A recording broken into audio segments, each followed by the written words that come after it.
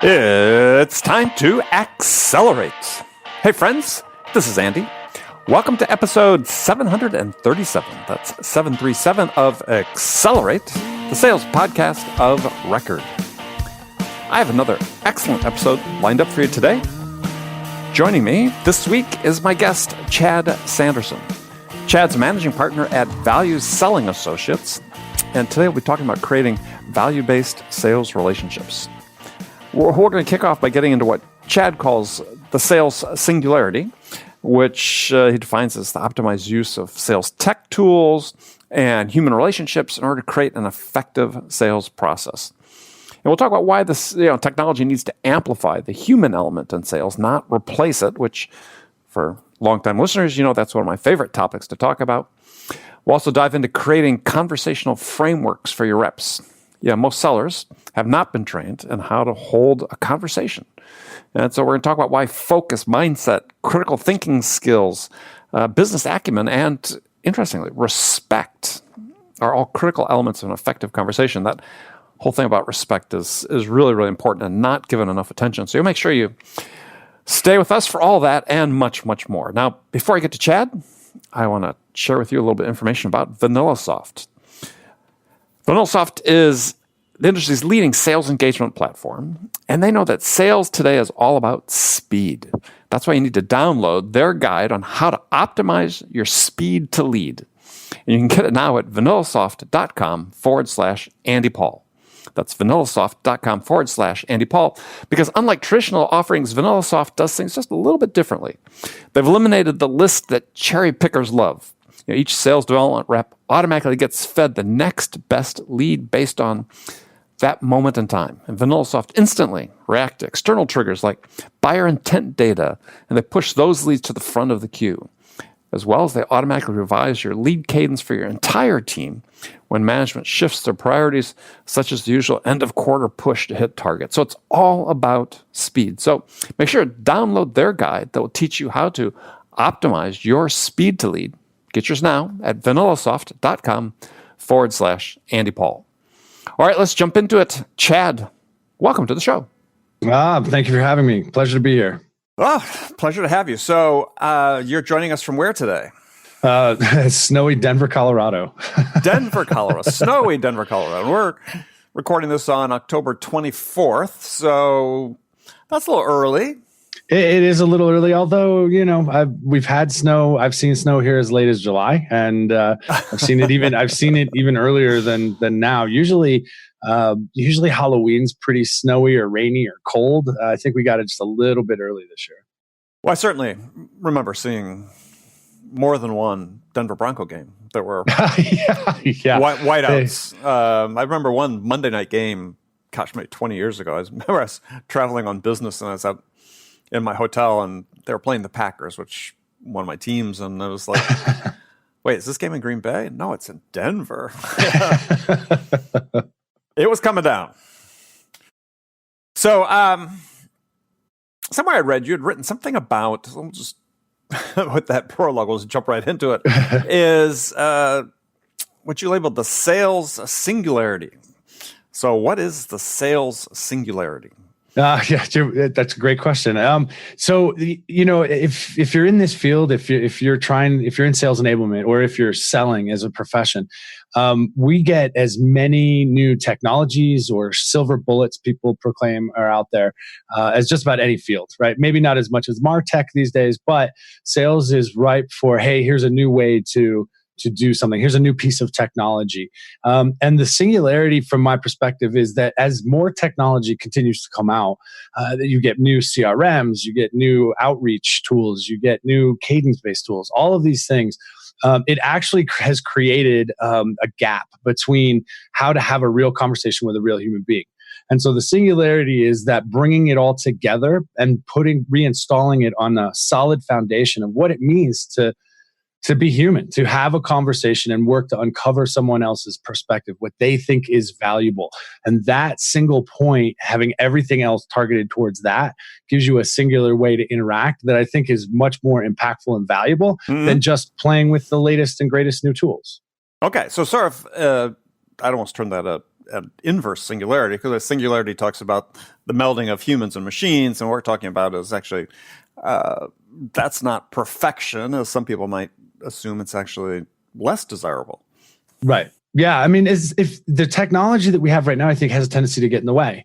It doesn't, because we're so focused on the technology side of the equation, we forget about how to have that technology amplify the human element to meld correctly in an optimal way. People have a tendency to hide behind the tech. So give an example of the technology people are hiding behind. So think about automated, templated, and we all get them, right? Of these automated templated emails that show up in your inbox. They don't know who you are. Only 100 a day. Only 100 a day. And nobody's, paying attention to that. It doesn't show that you've spent any time trying to understand that individual that you're reaching out to. It doesn't show that you've done any type of understanding of their organization or their role or the challenges that they're having. It is I'm going to spray and pray kind of approach that is amplified by technology, and it has interesting effects on the buyers. The human reaction to that is, hey, you didn't do any homework. You didn't show me that you know me. You didn't spend any time putting any critical thought into this. You just created a template and shot it out here. So it devalues the relationship right out of the gate. Whereas if you take the time with the automation software to do your research, customize your emails, and we're not talking writing War and Peace. We're talking about one or two sentences on top of maybe a snippet of information that is pertinent to the role, but that shows that it's more about the human being than just about getting a meeting. So there's a whole school of thought out there that says, yeah, that doesn't matter, right? Because there's companies that are doing just as you said. They're carpet bombing prospects, either broadly or even on an account basis, and saying, look, as long as I get a certain number of responses to that, it really doesn't pay for me to go back and really personalize this, even though we all talk about the need to do it. I said, the whole school of companies say, yeah, maybe not so much. But on the other hand, there are also companies that say, yeah, no, absolutely, we should be doing this. So where's the balance? But the balance is that melding of making it personal enough. Not, like I said, we don't want to go crazy with personalization. We still want to use the automation, but and again, we're not talking a lot. We're talking one sentence, two sentences, something that shows you at least understand something about it rather than the carpet bomb. Now, the reason it's so important from my perspective, and the reason I believe this, is that everybody that's probably watching this or listening to this right now, the vast majority have Amazon Prime. And if you were to ask them why they have Amazon Prime, some will tell you, hey, it's the free shipping. Some will tell you, I have had one guy tell me he wants to see the drones deliver the packages one day, right? But everybody at the end of the day has in their hand something that gives them what they want, that knows them, that refers things to them, recommends things, gives them what they want, when they want, how they want it, on their terms. Now, the proliferation of these types of experiences on the B2C side is all about customer experience. And so on that side, I spent 10 years in that industry designing those applications so that they reduced friction, that they got us closer to brand loyalty, got people what they wanted faster. The net result of that over 10 years is that now, even in the B2B buying space, whether they can articulate it or not, buyers want a frictionless experience. They want something that's about them. And if we're just templating emails out, yes, statistically, you may be able to get a certain level of numbers, but that introduces friction at the very first touch you have in that sales process. Whereas if you just put a line or two in the front, you're starting with that human-to-human connection, reducing that friction, getting them closer to that seamless, frictionless sales experience. Well, but again, I think some people would make the argument that just by introducing humans into the equation, you're creating friction. Yes, but people buy from people, first and foremost, not buying from, not everything. It depends. I'm talking B2B complex sale, right? Sure. So in a B2B complex sale, people are still buying from people. It's still based on trust. It's still based on an understanding. It's understanding what are the emotional motivators for someone, what is their perception of value, what are the problems as they see them, not what we're telling them they are. And in order to do that, you have to ask a question instead of just come at them with statements. Statements, one of our associates likes to say, statements create conflict, questions uncover solutions. And so even if the in that email example, the personalization is just a question that's targeted at understanding them, then you're better off than, hey, I have this cool new thing you're really going to love. Because you started out talking about you, when what we want is to be understanding their perspective. Now, if you can do that on scale, like if I was sending you an email versus other podcast hosts, I would just simply put something in it that shows that I've watched one of the episodes or that I'm familiar with what's going on. The rest of it would be just the standard stuff, right? It'd be the standard. Trust me, they all say that. as someone who gets sure 5 to 10 a week, sure, yeah. But I would, you got to, and it doesn't take much. Like, hey, I watched this episode with Julie Thomas that was on and reference something like that, just to make it enough.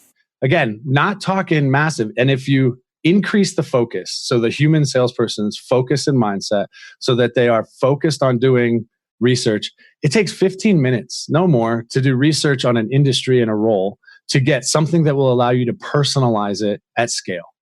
And that's where I'm talking about the melding of it. You still want to use the tools, but you don't, the carpet bombing templates I've seen in clients that we work with, I've seen 2x, 3x improvement in meeting set rates just by taking 15 minutes to do research on the role and crafting targeted questions. So I'm not talking about individual personalization necessarily all the time, but more role-based. Okay. All right. I was going to say, because 15 minutes per outbound email isn't really scalable. No. Oh, no. It's not scalable. Right. No. So yeah. Okay. Role-based. Well, let's dig into that though. So, I mean, you've talked already about the buying experience, and I'm a huge believer that the buying experience is hugely important. Right. But the way it seems that we've really sort of increasingly set up sort of the specialization or specialized roles in sales is we talk about this idea of a relationship, people buy from people and so on. What is that first outreach, especially if it's somebody just trying to set up a meeting to pass it on to somebody else? What's it really accomplishing in your mind in terms of building the relationship that ultimately dictates who they decide to buy from? It's from my perspective, it's about, can you build or establish trust and credibility? Can you develop a rapport? Because we want to be respectful. But that's not an SDR's job, though. Their job is not to build rapport. Their job is to, let's get a meeting and let's pass it over to the account exec. But also they would want to qualify at some point, because you don't want to. Ideally, you don't want to pass a whole bunch of stuff that's going to waste an account exec's time. You're pre-qualifying. Let's not be too generous. Oh yeah, pre-qualifying. Okay, we're qualifying you that you're eligible for the next call is all we're doing. We're not qualifying that you're a prospect. Though people oftentimes confuse that. Yes, and what we want, do you have problems that we can solve? Do you think you have a problem we can solve? That's all we want to talk about. That's all we want to identify from an SDR standpoint. And we want to do it with respect. We want to do it with credibility. And credibility comes from the confidence in the way that you engage with someone. Do you understand how they view the world? How they, do you understand business enough to have a business level conversation, a role-based conversation? Because the conversation you might have SDR to SDR is going to sound a lot different than an SDR talking to a CEO or a CFO or a CMO, right? And so we want to make sure they at least have the credibility to capture the curiosity and attention. Right, but is an SDR really going to be calling a CEO? They should be. They should be calling the chairman of the board first. Go high. Always go high. Why? Yeah, absolutely. Why? Because you want the ability to get if you get in, they're going to refer you down, which is perfect. That's what you want. I'm not the guy. Talk to this person. Great. I'd be happy to talk to that individual, as long as once I've talked to them and others, I can come back to you with any questions and insights we might uncover. Now I have a return ticket. I have access back to the top to power as my sales process progresses. Okay. Yeah, I don't know that I buy that completely. As my experience in large enterprise sales, and actually I've written about this. I think, especially if you're doing role-based prospecting, is actually you want to start. You want to start at the role where the person's actually going to make the decision, not the approver. Sure. Well, and I mean, power shifted, right? We've seen that. I think it was a Google report I just read not too long ago about power shifting into the distributing through the organization or something like that. Well, I always recommend going high. That's been the whole premise behind Challenger, is that, as you get flat organizations, you're distributing stakeholders, both, geographically diverse and role-based diversity, yeah, I mean, that's, like I said, that's sort of the whole premise. You got more fingers in the pie at lower levels. Right. But depending on what you're selling, a manager in organizations that we target would be more of an influencer or maybe a coach, but they're not going to be somebody that is going to sway the decision one way or another. unless, if it's a small enough organization, perhaps. But what we want is, we don't want a single threaded deal. I don't want a single thread deal. I want multiple points of contact. So if I go in at, say, a CMO, and my goal is ultimately VP of digital transformation or director of digital or something like that, I want to talk to them, as many of them as possible, to get enough of an understanding of, is there enough value for us to continue the conversation and go down this path? And each individual will have a different perspective of what value to them and to the organization will mean. Sure. So let's put this in the context then back of a relationship. So Sure. A relationship that affects the purchase decision. So trust doesn't really get built in that first call. I mean, where does trust come into the equation? Well, it goes over time. It comes up over time. I've seen trust get built in a 15-minute SDR call, actually with a client that just last week called into a CFO. And because of the questions that he asked, the CFO actually said, you're the first person who's actually called in here that actually knows my business. And that trust, that relationship, that, hey, you know what? You've earned some respect. Maybe it's not 100% complete trust, but we're on the path. Now, if that's handed off correctly to an AE, they can build on that. Then you start to build that trust early, rather than, hey, I just ran into you and we don't know each other from Bob, so let's talk. Let's just have a conversation. That's the way it used to happen. We want to, I think, get a little bit closer to that and get more consistent with that as we do our prospecting today. Get more close to what again? To that ability to focus on the other individual, to show them you know them, build trust, credibility, and rapport. Sure. You can do it with just a couple of questions. Start the process. Again, you're not going to get 100% trust. Yeah, I agree. But it seems like one of the disconnects, and I see this all the time, is that the AE has to form their own relationship with the person. I mean, that's really the decisive relationship. More so than, it's not to describe SDRs, but I mean, we're not asking them to do that. We're asking them to facilitate something. So, what are you seeing in terms of sort of where AEs are missing the bet building relationships? Because we're seeing reported across reports about close rates dropping, win rates dropping, SDR, AE performance dropping. These sort of data points, if we take them at sort of face value, it doesn't paint a pretty picture. So where are AEs in your mind in this environment of the approaching singularity? Where are they missing the ball? I think it goes back to that continuing on the relationship. So if we continue to use this example, let's say I call into a VP of digital transformation. I've asked some questions, some pointing questions, role-based, that says, hey, I understand you. I've got enough of that trust to set a meeting with an AE. Now the handoff from the SDR to the AE should be like, hey, here's the role-based information that we use. This is to prospect. This is what they've told us so far. What I see a lot of times happen is the AE doesn't trust the information that the SDR has uncovered, even if it's 2 or 3 little bullet points, and will make that individual, that VP of digital transformation, repeat themselves. Mm-hmm. And that right there breaks trust. It breaks credibility, right? And the AE is already at a deficit then. But if they can work in unison to think about that relationship chain, then they're much more effective.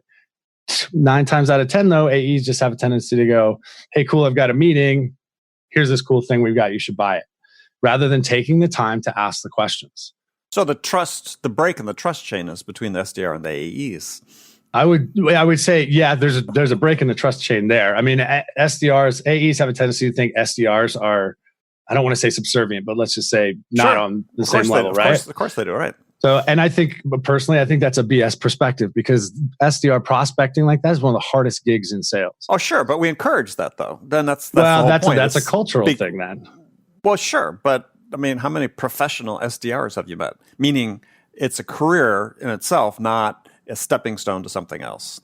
Well, it is definitely a stepping stone, but I still think SDRs can execute it in a professional level and manner, which is deserving of that parity. Well, I'm not saying they couldn't. I'm just saying that we create that bifurcation by saying, look, we do. This is purely an entry level role, and I think companies are crazy.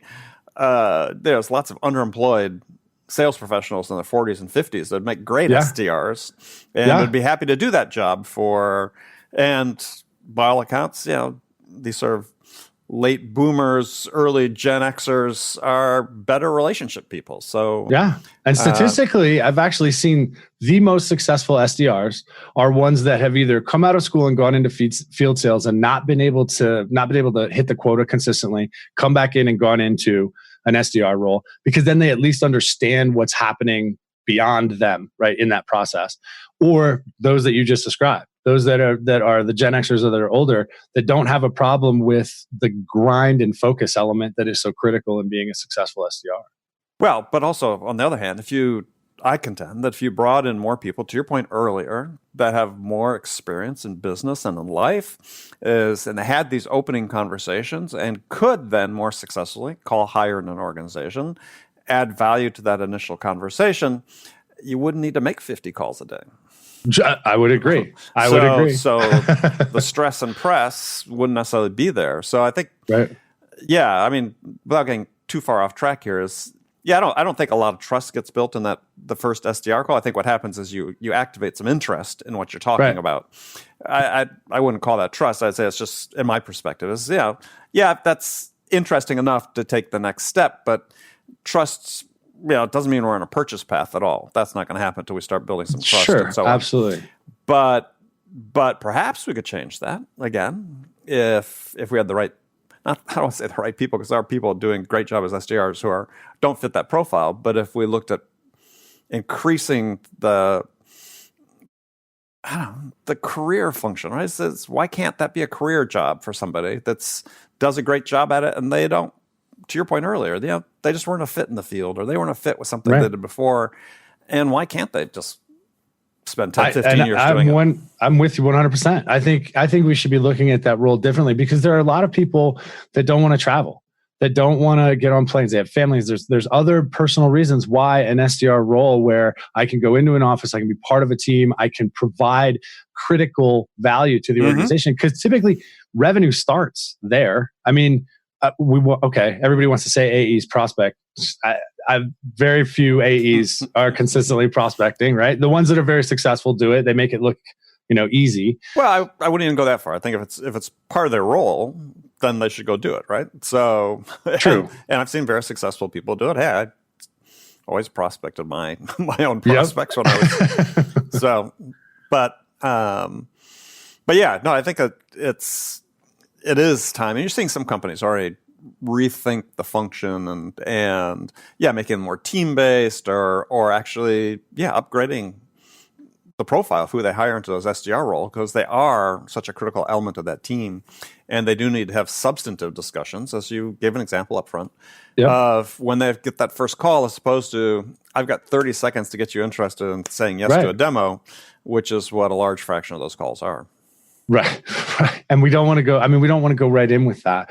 I mean, we've seen the greatest success in organizations where you equip the SDRs. First and foremost, it's a combination of a cultural confidence building approach, because most SDRs, they know exactly how they're viewed in the organization. So they instantly have this self-defeating view of themselves inside the organization. So whatever we do, we have to kind of build confidence in them.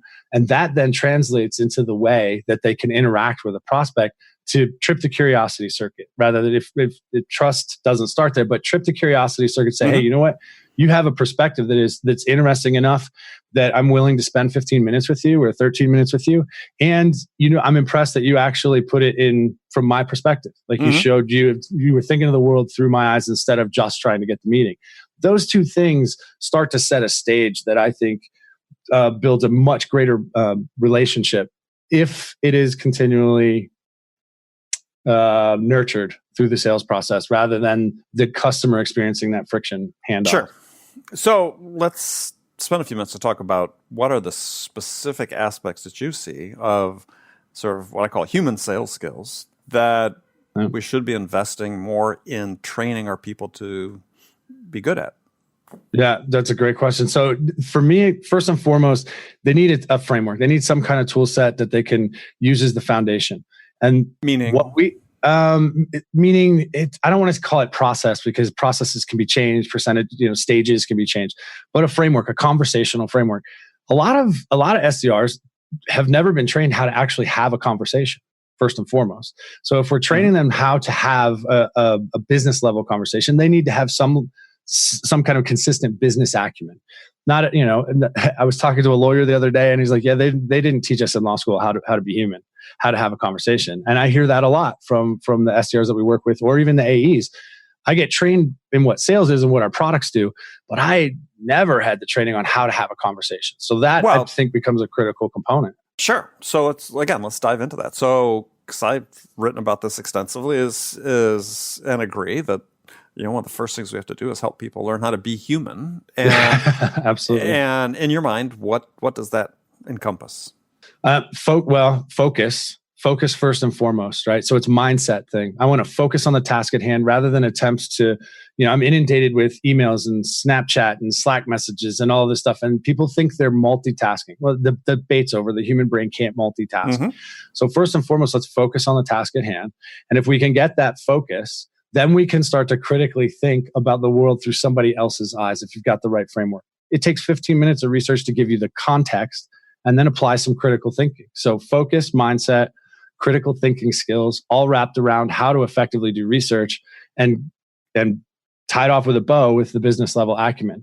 Those things become extremely important. The tech and all of those things are easy enough to train people on if they have the contextual awareness on how they're going to be used from a human element. And I think those are the things that we're seeing the most, where you have SDRs all over the place. They're supposed to be prospecting, but their calendar's got like 8 hours of internal meetings on it, right? And so time management and the focused mindset, those are the places that we always start. The rest of it then falls into place. Well, so you brought up something earlier, which I think is important, is respect, right? Yeah. So I think it's more fundamental than the things you chat about, because I think you got to start at a real human level. And the first one is I think that, I think salespeople in general, tend not to sort of approach people with an open mind, saying, look, I may have my built-in biases. Maybe I don't like, someone who's overweight, or I don't like somebody with this and this. And they really have to learn to, filter through those biases and say, look, I've got a human being in front of me, and I have respect for them as a person. Right. And I think if you don't start at that level, and I've got a couple others we can talk about here, I think that's the problem. So how do we teach respect, right? Is this idea of this is another person, we just have to have respect for them, because if we don't, well, it's going to shine through in a heartbeat. Oh, and I think I'd go back one step further. I think it's harder to have respect for someone else unless you have respect for yourself. I think you have to have respect for yourself first and foremost. And a lot of that gets back to what we were talking about before, though. If you are an entry-level salesperson thrown into this environment, which, not too entirely different than it's always been. I mean, I was out making 30, 40, 50 say, cold calls a day physically in the field when I first got started. But the gun wasn't over our head quite as much, right? We were, we didn't have the same activity metrics necessarily that SDRs are faced with, though we still are doing a ton of activity. So we create this environment that, to your point precisely, doesn't really lend itself to people creating self-respect and confidence in their own abilities. Right. So any client that we engage with, when we're especially working with SDRs, there's a lot of conversation and analysis, quite frankly, of what is the current cultural environment that these people are in. And from there, how do we then help the organization, if it needs to be, soften that up, create a more positive culture, one that is celebrating the successes and the right behavior, rather than just focusing on metrics. I mean, we need to focus on metrics, right? But we also want to celebrate the right behaviors. So how do we create that? A lot of that comes from how managers coach or manage, and how the rest of the organization respects their counter. So the easy way for SDRs to start, and managers of SDRs, is using time blocking on their calendar, and helping the SDRs reinforce with anybody who wants to write over that time block, hey, this person is important. This function, this job that they're doing is critical. This time block is not negotiable. They have to be able to do this. So you can't have that time. And kind of having those conversations over time will build the respect internally if the results continue to follow the way they should. first and foremost, you have to start with respect for self. That comes from managing your time. It comes from doing things at a professional level, even if it is an entry-level job. What does good look like? How do we help them understand that? How do we give them the tools and the encouragement to do it? Well, but I think that's the important thing you just said is I think for, there is an element of self-esteem in this without going back to participation trophies and so on. Is yeah, that's right. And that I think that the key to people feeling this self-respect is to feel valued. Absolutely. And this gets back to, again, what we were talking about earlier is making this seem not as just a way stop, though it will be certainly for people ambitious and have goals. I mean, I didn't want to be in my entry-level sales job any longer than I needed to be, and was fortunate enough to perform at a level where I got promoted quickly.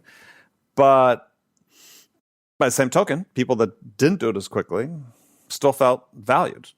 Yep. It seems like that's one thing we sort of have to spend more time on, because certainly we underinvest in these people. We have, I believe, unrealistic expectations for how quickly they will onboard and get up to speed. And it's hard to get into that. Yeah, it's just a cauldron that's very difficult to expect people to come out of and have the types of conversations you want. Yeah. And when we work with clients, we're always looking for the executive sponsor, but we spend the most time, honestly, with the managers. How are the managers coaching? How are they incentivizing? Oh, well, we have spiffs. Great. Spiffs are great, but we all know that money is not always the best motivator. How are you recognizing? How are you celebrating? Right? So what does that look like? Yeah. How do we help them do that? Right. Yeah. I'm not a fan of spiffs at all.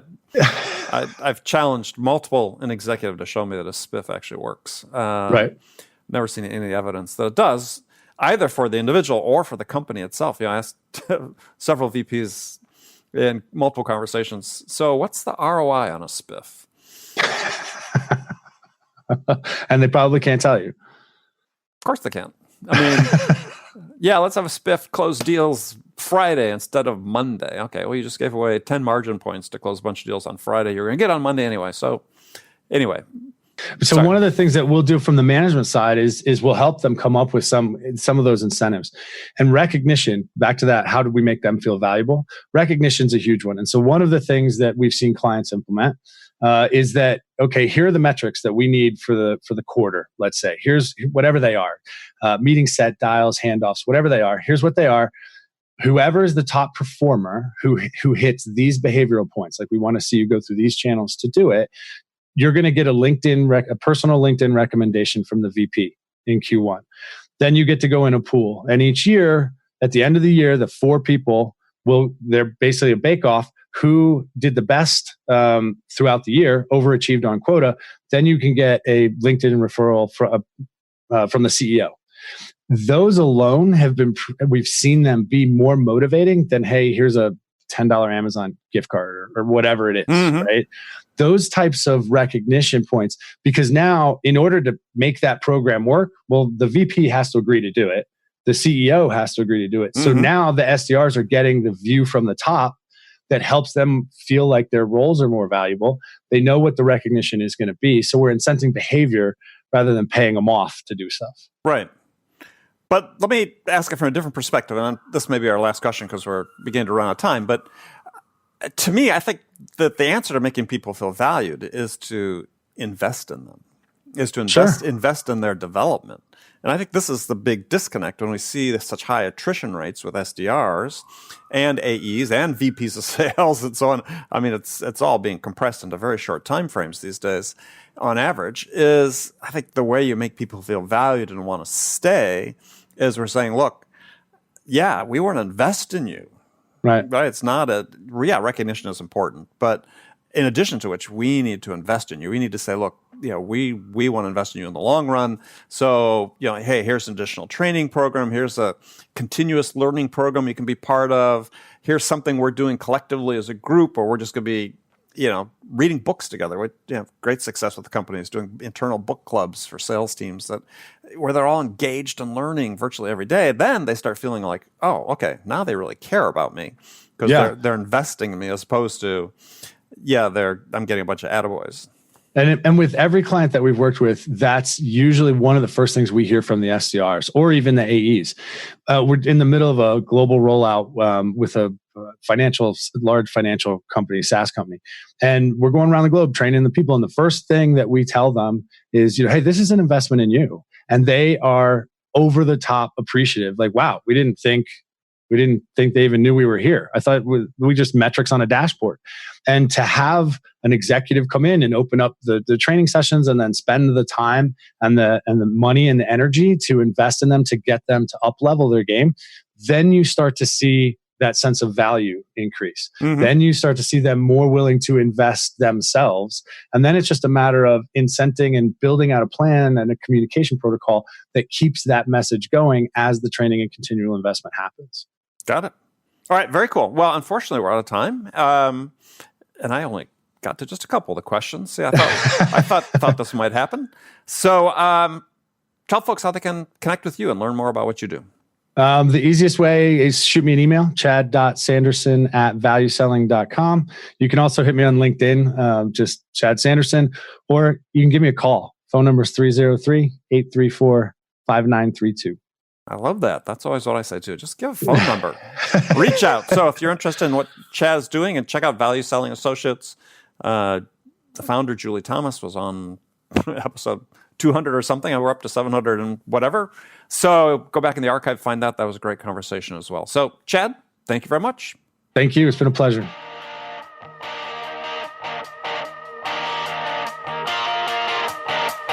Okay, friends, that was Accelerate for the week. First of all, as always, I really want to thank you for joining me, taking the time to join us on the show. And I want to thank my guest, Chad Sanderson. You'll make sure you join me again next week, as my guest will be Ian Altman, coming back for a repeat visit. Ian is co-author of the book, Same Side Selling, How Integrity and Collaboration Drive Extraordinary Results for Sellers and Buyers. He's just released an updated second edition of that book. We talk about that and much, much more, so you definitely want to check that out. So be sure to join me next week. And before you go, don't forget to visit andypaul.com. Get your copy of my Sales Growth Planner for 2020. In it, I walk you through a step-by-step process to create an incredibly effective sales plan to help you hit your targets in 2020. And this is the same format, sales plan format, I've used for a really long time for all the success I've had in my career. So for more information, visit andypaul.com/planner. That's andypaul.com/planner to get your copy today. So thanks again for joining me. Until next week, I'm your host, Andy Paul. Good selling, everyone.